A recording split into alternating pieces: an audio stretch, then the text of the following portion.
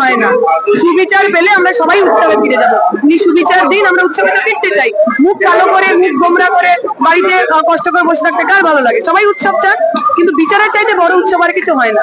বিচার দিন, উৎসব এমনি এমনি হবে। মুখ্যমন্ত্রী বলতে 7 দিন আগে বিনীত গোয়েল এসেছিল দল থেকে দাবিতে, কিন্তু আমি বারণ করেছি।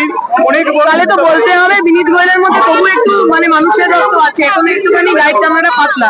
মমতা ব্যানার্জির মধ্যে সেটুকুও নেই, এবারে নির্লজ্জ দুকান কাটা হয়ে গেছে।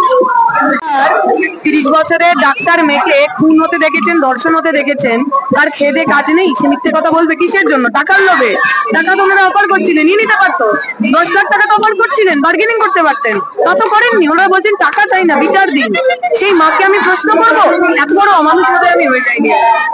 একটা সময়সীমা থাকে, লিমিট থাকে, মানুষ অধৈর্য হয়ে পড়ছেন। যাদেরকে আমরা দেখতে পাচ্ছি, সাধারণ মানুষ বুঝতে পারছেন কেন তাদের এখনো গ্রেফতার করে নার্কো টেস্ট করা হচ্ছে না, আমি জানি না। এর কি উত্তর তারা দেবেন, আমার কাছে কোনো উত্তর নেই। ওনারাই উত্তর দিন। ডাক্তারদের ফিরতে বলেছেন, সেটা সমস্যা না। ওনারা যারা অপরাধী, যারা ধর্ষক, তাদের বিরুদ্ধে এখনো কংক্রিট কিছু বলতে পারলেন না, অথচ আন্দোলনকারীদের তাদের কাজে ফিরে যাওয়া উচিত, সেই ভার্ডিক্ট দিয়ে দিলেন। তাহলে তো সেই প্রশ্নটা আমাদের একটু করতে ইচ্ছা করছে, যে প্রশ্ন অনেকে বলছিলেন হাওয়ায় ভাসছিল, তাহলে কি ওরা সেটিং হয়ে গেছে? কেন্দ্র রাজ্য দুজনেই সেটিং করে তারা তাদের মতো চেয়ার বাঁচাবেন, নিজেদের মতো গদি বাঁচাবেন, কিন্তু বিচারটা আসলে কেউ দেবেন না। তাহলে কি এমন কোন সেটিং হয়ে গেছে? সিবিআই যিনি আইনজীবী, আমি শুনলাম আগের দিন তিনি নাকি জানিনি, জাজকে বলতে হয়েছে, তাহলে কি ওনাকে জামিন দিয়ে দেবো?